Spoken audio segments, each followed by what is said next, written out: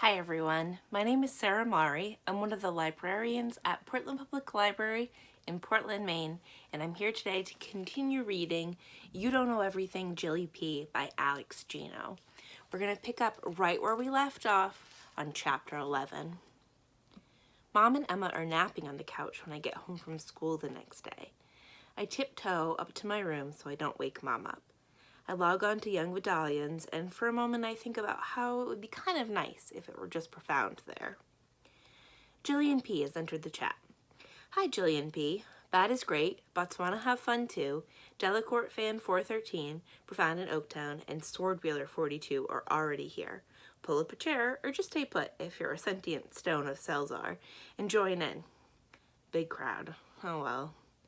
Botswana have fun too. Hey Jay, you just missed a debate about whether you'd rather fight 100 duck-sized horses or one horse-sized duck. Jillian P. Who won? Swordwielder 42. Profound. He said that we should fight both and tie bread to the horses so that the duck would attack them. It was genius.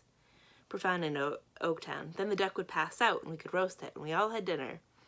Yes. Swordwielder 42. Yes. Delacorte fan 413. What about vegetarians? Botswana have fun too. We'll save some bread for them. Delacorte fan 413. That's not a nutritionally balanced meal. Botswana have fun too. Really? That's your problem in this horse-sized duck scenario? Bad is great. Okay, I've got another question. Profound in Oaktown. Bring it. Bad is great. If you could be a cake, what kind of cake would you be? Botswana have fun too. Whoa, I gotta think on that. Delacorte fan 413. I'd be a 3-tiered chocolate cake with milk chocolate ganache between layers and a dark chocolate icing on the outside. Delacorte fan 413. Oh, and chocolate sprinkles. Jillian P. I'd go for chocolate cake too, but with seedless raspberry jam between the layers and a peanut butter frosting. Botswana have fun too. Peanut butter on a cake? Jillian P. You know, like a peanut butter and jelly sandwich, but in the form of a chocolate cake. Bad is great. Me, I'd be a Dobros tort. It's Hungarian. My grandmother makes them. The layers are super thin and it's amazing. Delacorte fan. Is there any chocolate in it? That is great. Yep, between the cake layers. Delacorte fan 413. Then it's delicious. Botswana have fun too. I think I gotta go with ice cream cake. Delacorte fan 413. With crunchies? Botswana have fun too. Of course, they're the best part, but mostly because I hate the heat and I want to hang out in a freezer all day. Delacorte fan 413. I thought you were from Botswana. Botswana have fun too. My parents are from Botswana. I live in Cleveland. Delacorte fan 413. Oops, sorry. Botswana have fun too. What about you, Swordwielder? Swordwielder 42. I don't really like cake that much. Can I be pie? Bad is great. I'd allow it. Swordwielder 42. Then I'd be lemon meringue. Delacorte fan 413. Yum. Swordwielder 42. I look all sweet and friendly, but dig in and you're in for a tart surprise. Bad is great. Hey Profound, what kind of cake would you be? Profound in Oaktown. Easy, a fruit cake. Jillian P. I've never had one, but aren't those supposed to be gross? Profound in Oaktown. Real gross. And I'm gonna be a nasty one from last year, still packed in plastic wrap. Jillian B. Yuck. Profound in Oaktown. I know. No one will want to eat me. You'll all be stomach contents and I'll still be alive. Swordwielder 42. Profound wins again. That's not the only thing he's winning. Add my heart to that clever boy's stash of prizes. The profile picture of the side of his head pops up every time he says something, and every time I see his ear, it looks even cuter than the last time. If that's possible. Is it okay to call a deaf kid's ears cute? I sure hope so. Chapter 12. Thanksgiving morning, Mom announces that the kitchen is closed at 10 a.m. sharp for anything other than pie-making activities. Uncle Saul's got the turkey in the oven, Mom says, and I won't have you spoiling your appetites. To make it worse, aromas of cinnamon, spiced pumpkin, and apple fill the house. Not even Dad is allowed to eat anything. He jokes that it's not fair when Emma nurses, but Mom says that since her food doesn't come from the kitchen, it doesn't count. Finally, Mom, Dad, Emma, and I all load up into the car for the trip to Aunt Lou and Uncle Saul's house. Mom is at the wheel, 53 miles according to my phone. The apple and pumpkin pies are in the trunk. In holiday traffic, the trip takes almost 2 hours. 2 hours of Dad complaining about all the maniacs on the road and why nobody knows about common courtesy anymore. 2 hours of Mom worrying about seeing all of her family and what if one of the kids is sick and infects Emma. 2 hours of being hungry in a car that smells like pie.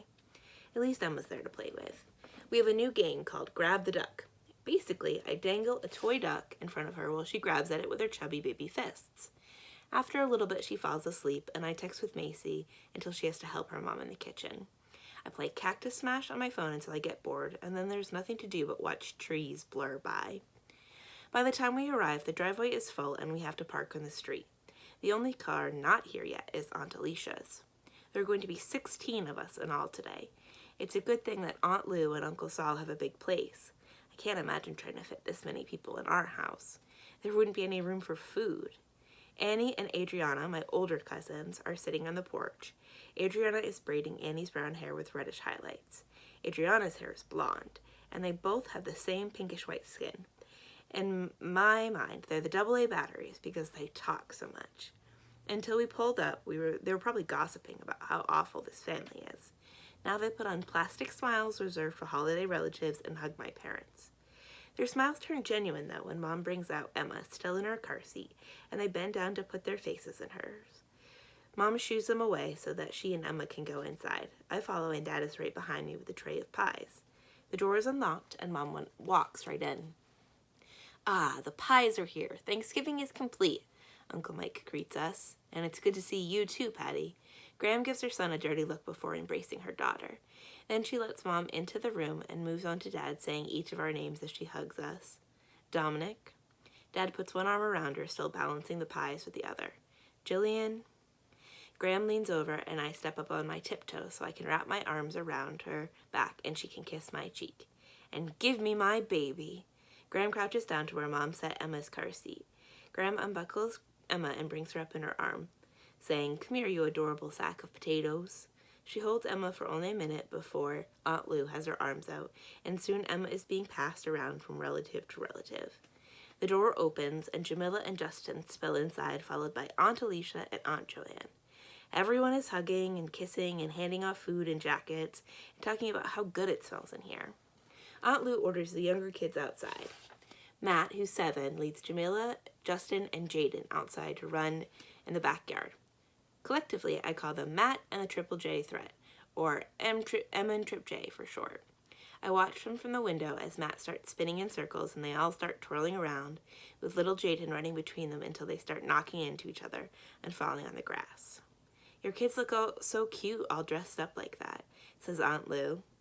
Jamila is wearing a red dress with white lace. Justin has on a red vest and khaki pants. Matt and Jaden are wearing vests and khakis too, only their vests are matching blue.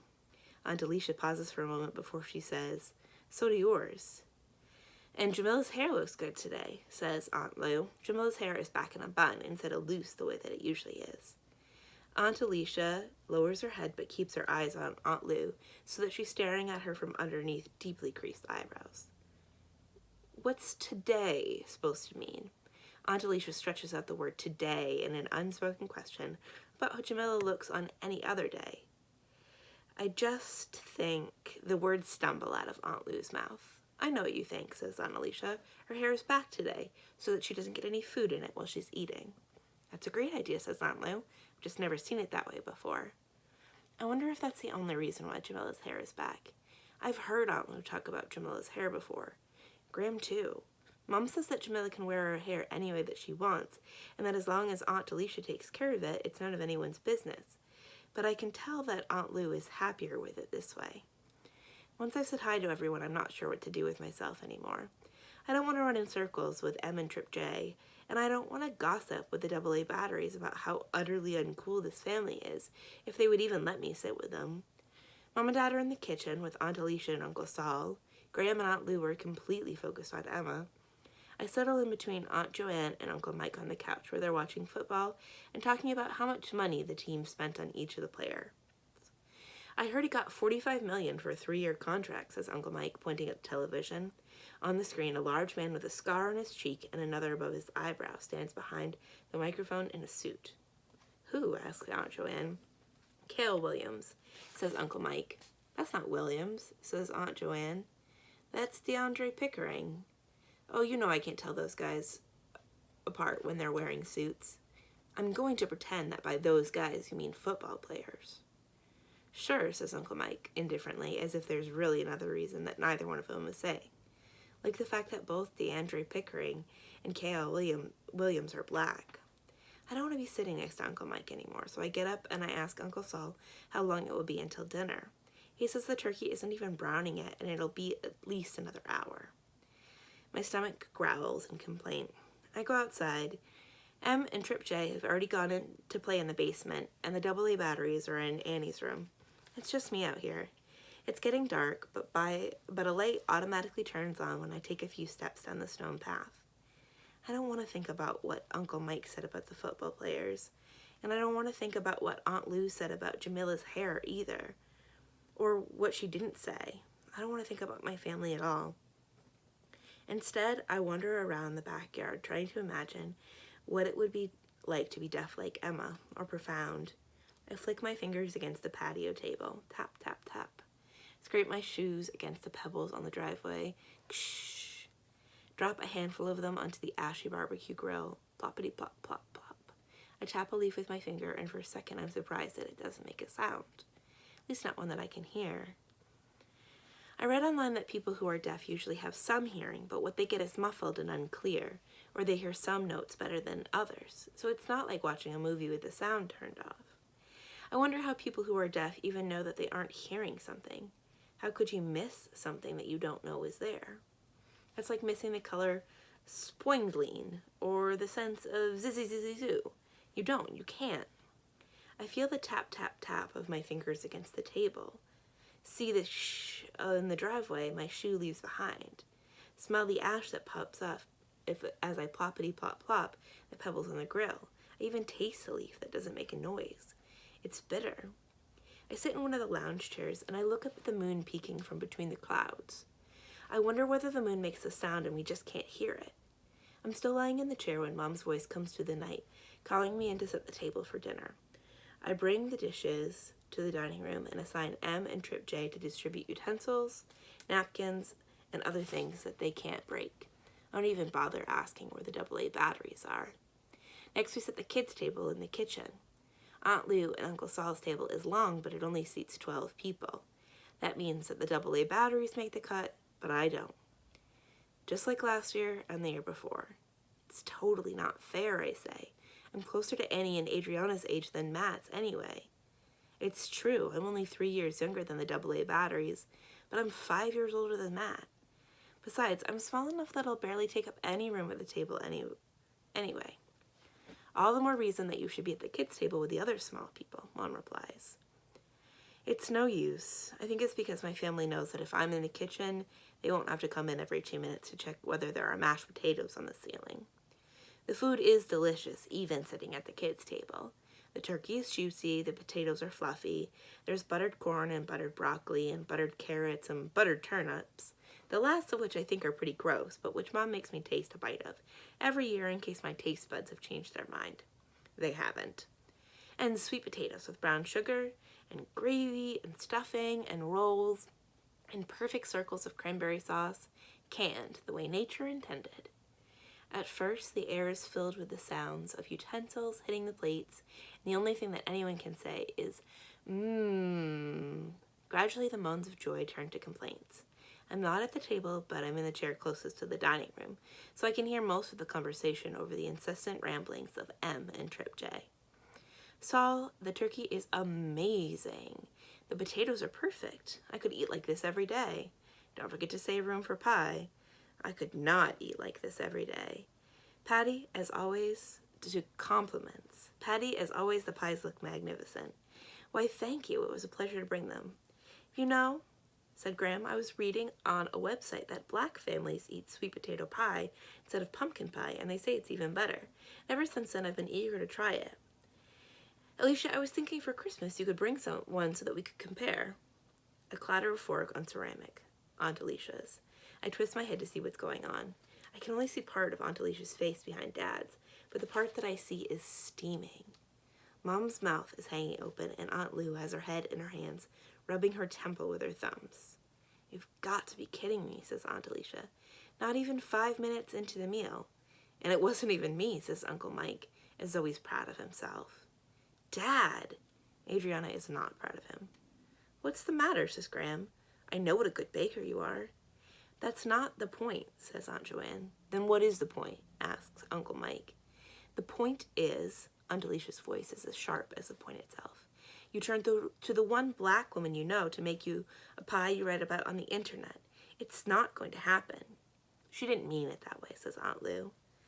"I could try making a sweet potato pie for Christmas," says Mom, trying to iron out the conversation. "I had a slice once and it was delicious. I've always wanted to make one." Aunt Alicia inhales as though she's about to say something, but doesn't. I turn back to see her shake her head and tuck a forkful of mashed potatoes into her mouth. And like that, the issue is dropped and the conversation tumbles back to the usual topics. How wonderful it is to see everyone, how much the kids have grown, how Emma is so cute and looks just like Mom did when she was a baby, how much everyone misses Grandpa Julian and his gravy, and how this is great, but there was something special the way he did it. I go back to half listening, half watching Emma and Trip J put kernels of corn between their lips to look like teeth until I hear something that makes the hair on the back of my neck bristle. Once again, I'm more focused on the table behind me than Em and Trip J's antics. It's when Aunt Lou says, "I just can't imagine how much work it would be to learn sign language." "Oh, please," says Graham. "Don't have her waving her hands around. I want to be able to talk with her, and there's no way I could learn at my age." "Well, I think sign language is beautiful. I'm pretty sure that's Adriana, but maybe it's Annie. Don't they have an operation now that can fix these kinds of things?" "I was watching a video about that," says Aunt Lou. "Completely amazing what they can do." Dad clears his throat. "Thank you all for your concern. We've been discussing the options, and we're seeing a number of specialists to make sure we are making good decisions. In fact, we have an appointment with a new audiologist on Monday. We ran into some differences of opinion with the old one." No one else is saying anything about sign language after that, but when Emma wakes up and starts screaming, Uncle Mike says, "I wonder how she knows to yell that loud. I guess you don't need to be able to hear in order to poop." "Michael Roger Thompson." Grandma rattles off her youngest son's name with the expertise of a woman who has yelled it millions of times. "I'm just trying to lighten the mood." But the mood doesn't feel any lighter.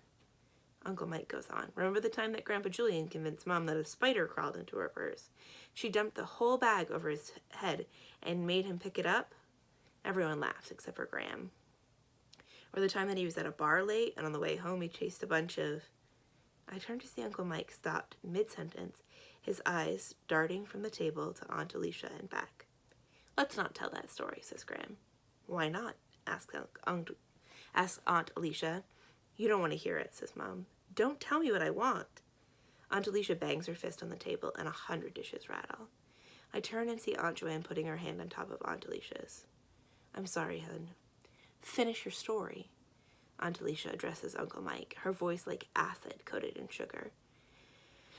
"Well, he was walking to his car, and on the way he passed a bunch of..." Uncle Mike pauses. "Urban teens? Were they black?" Aunt Alicia throws the word out of her mouth, and it lands in the center of the table, right next to the turkey. No one said anything for a moment, and with M and Triple J competing to see who can stuff more green beans in their mouth at once, a discomforting hush spills into the kitchen. Aunt Alicia pops a creamed onion in her mouth and chews it slowly as her eyes scan the room. Graham buries her head in her hands and then pinches the bridge of her nose with her finger. It's a table full of eyes staring at the turkey and cranberry sauce in front of them. According to Grandpa Julian, they were, Uncle Mike says, trying to distance himself from the story. Nope, Aunt Alicia says, as much to herself as anyone else. "Only he wasn't as nice as all that when he talked about them," Aunt Lou says. "I wonder what Grandpa Julian said. Did he use the N-word? I thought that was a word that only racist people used. Was Grandpa Julian racist? Is Uncle Mike?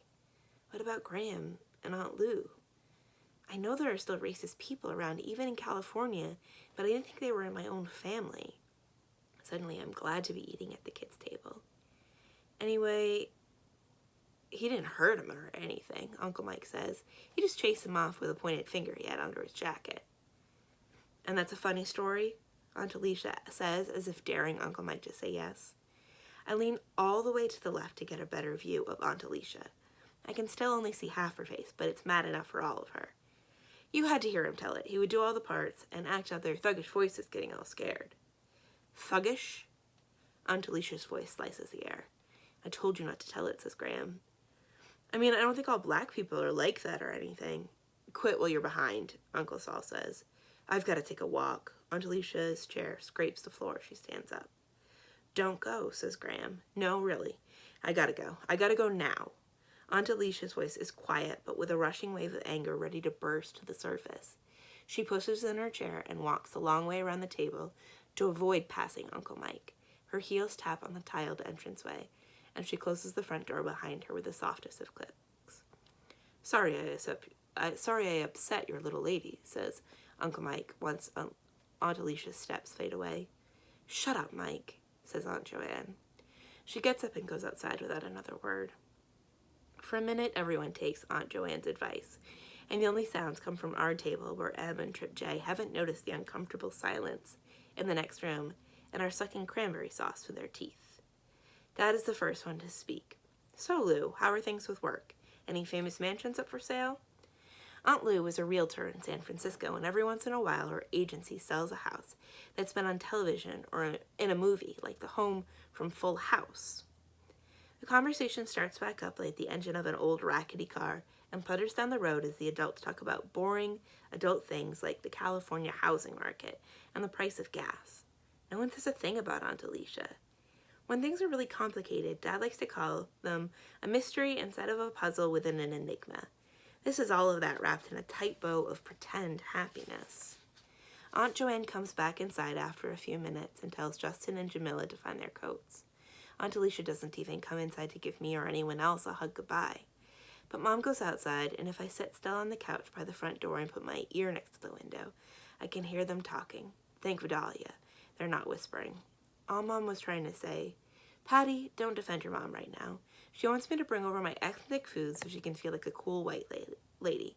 Meanwhile, her son's saying some racist bull about his racist father, and I'm supposed to say, play nice? Oh no, I'm not bringing you a sweet potato pie, and in fact, I'm not even bringing my black self or my black babies over here for your family's enjoyment. They can have their little white Christmas without me. I love you. I'll see you on Tuesday. Aunt Joanne, Jamila, and Justin quickly make their way around the table with hugs and apologies, and we'll sees. They skip dessert entirely. They don't even stay long enough for Graham to pick up leftovers. I text Aunt Alicia on the way home. I'm sorry that Uncle Mike is a racist, and that Grandpa Julian was too. And twice more on Friday morning. I'm sorry that my whole family is a bunch of racists, I guess. I love you, Aunt Alicia, and I hope I'm not a racist too. I don't want to be. It isn't until that evening that Aunt Alicia writes back to me. Aunt Alicia, hey Jilly P, love you too. Let's talk on Tuesday when I come over.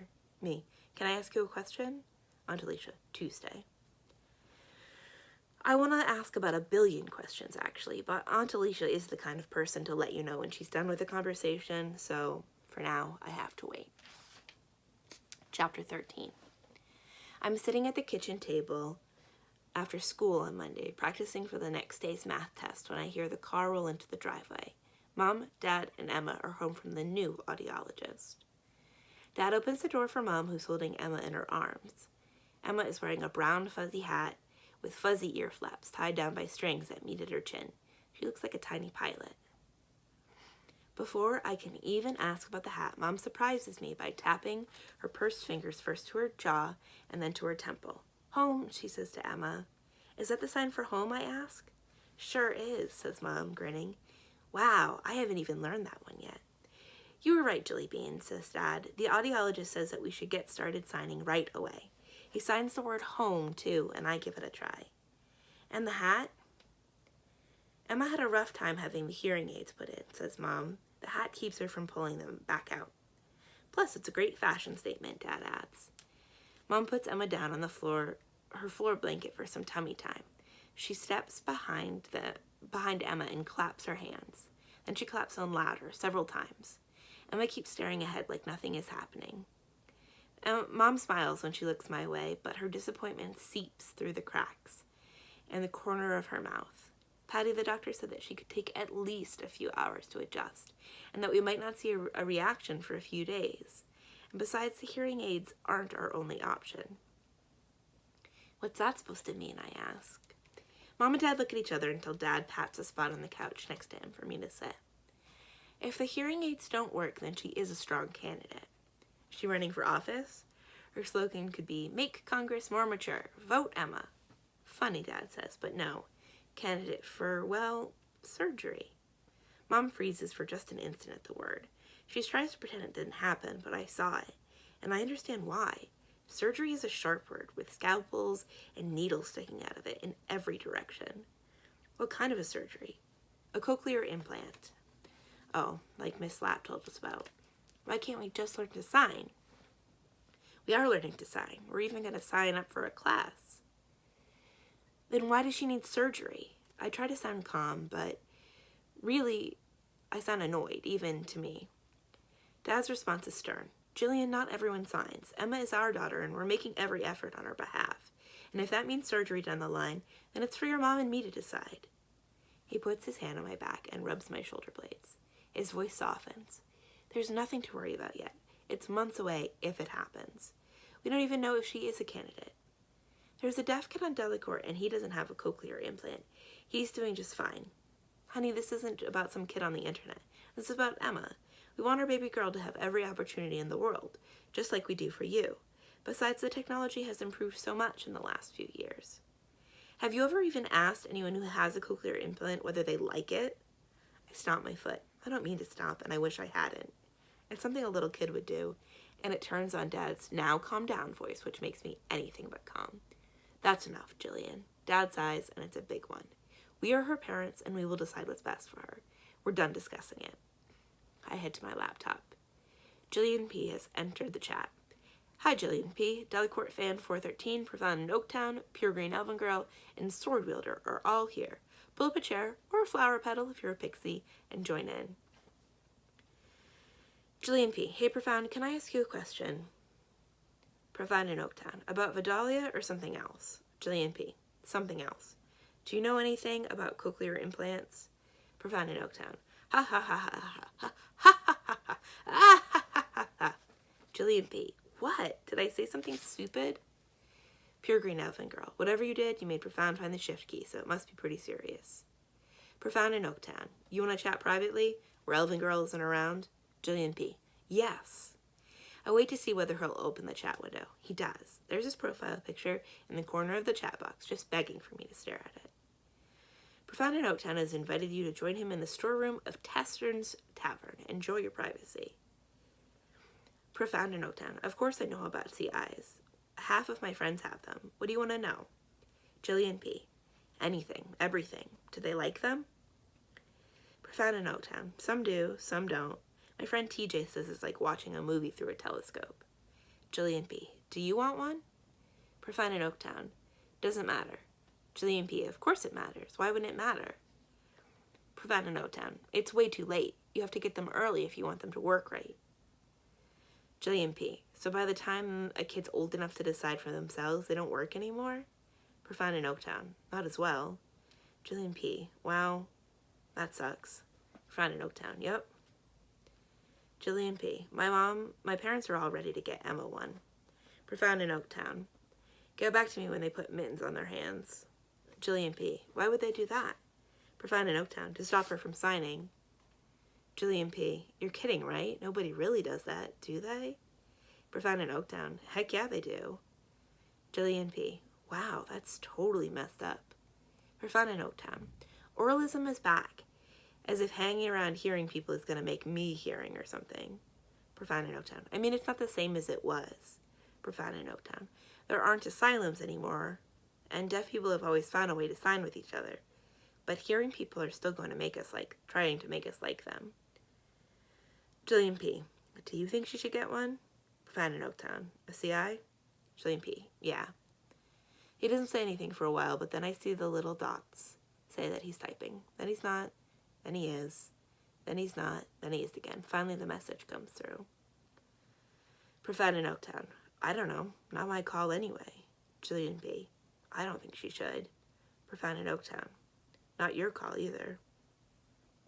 Ouch. Provider Note Town. I guess we should get back to the chat room then. Jilly P. Right. Provider Note Town has left the storeroom. You are alone with your thoughts. I don't really say much back in the main chat room, and I notice that he doesn't either. Too busy thinking about poor Emma with mittens on her hands. Now I'm really glad that we're siding with her, no matter what happens with the cochlear implant. I wonder what he's thinking about. And that's where we're going to stop for today. We have been reading You Don't Know Everything, Jilly P by Alex Gino. My name is Sarah Mari. I'm one of the librarians at Portland Public Library in Portland, Maine, and I hope to see you again soon. Bye.